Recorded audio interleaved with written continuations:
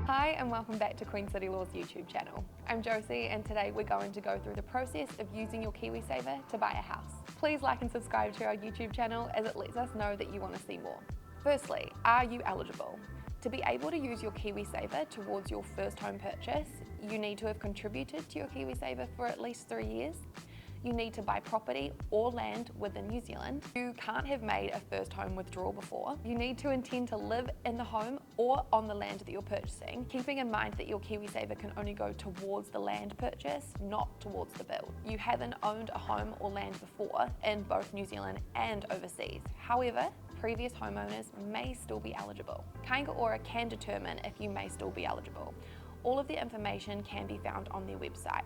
And lastly, you must live in your newly purchased home for at least 6 months. How much can you withdraw? You can apply for all of your Kiwisaver funds to go towards your first home purchase. You just need to leave $1,000 in your account. There are also some exceptions if you have ever lived in Australia or overseas. You will need to find this information on your Kiwisaver provider's website. What is the typical withdrawal process? First off, make sure you're eligible.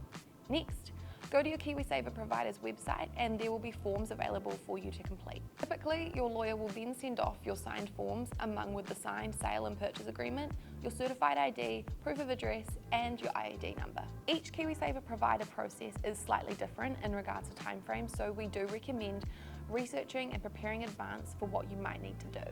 If you intend on using your Kiwisaver to go towards the purchase deposit, you may need to alter the sale and purchase agreement to reflect this, as it can take up to and over 15 working days, depending on your situation to have your funds transferred.